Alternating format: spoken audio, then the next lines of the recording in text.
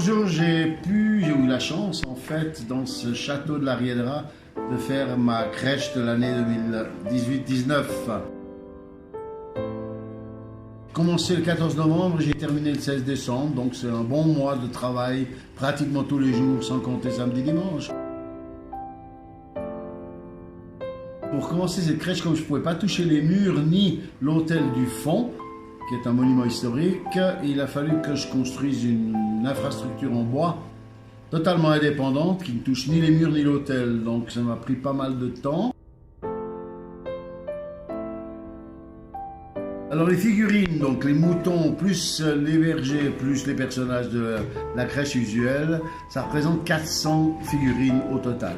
Ça fait 5 bons paniers de mousse, mais je dois dire à ma décharge, c'est pas moi qui ai été ramasser la mousse, c'est mon épouse qui chaque année va s'amuser à gratter les écorces, à trouver de la mousse et des écorces qui ont de la mousse dessus parce que c'est important pour créer la crèche d'avoir tous ces petits domaines-là à sa disposition.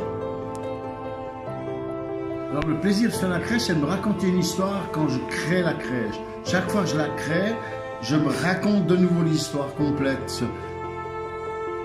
Alors ça, c'est une crèche napolitaine, mais en fait, les personnages, ils ont été construits chez Marolin à Francfort. Donc ce sont des personnages qu'on trouvait à l'époque du papier mâché, c'est-à-dire qu'aujourd'hui on oublie d'en trouver si ce n'est chez des brocanteurs.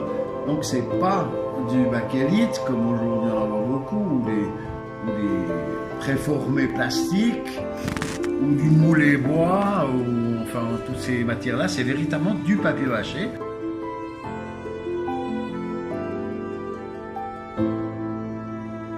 L'histoire de Jésus, en fait, telle qu'on ne la raconte plus dans sa totalité, même dans les évangiles réunis lors de la période de Noël, on parle de l'étable, on parle des rois au 6 janvier, mais on passe complètement sur toute l'histoire qui est en fait une assez belle histoire.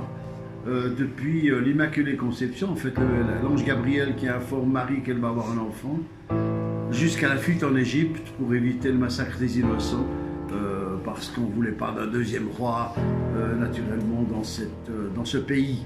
Voilà. Donc je vous raconte l'histoire et puis je la mets en image.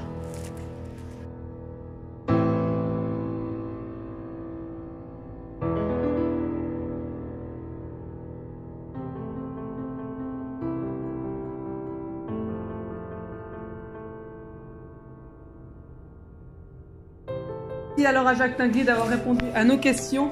Merci de nous avoir fait visiter cette crèche ici au Mouret, au château de la Grande Riedera.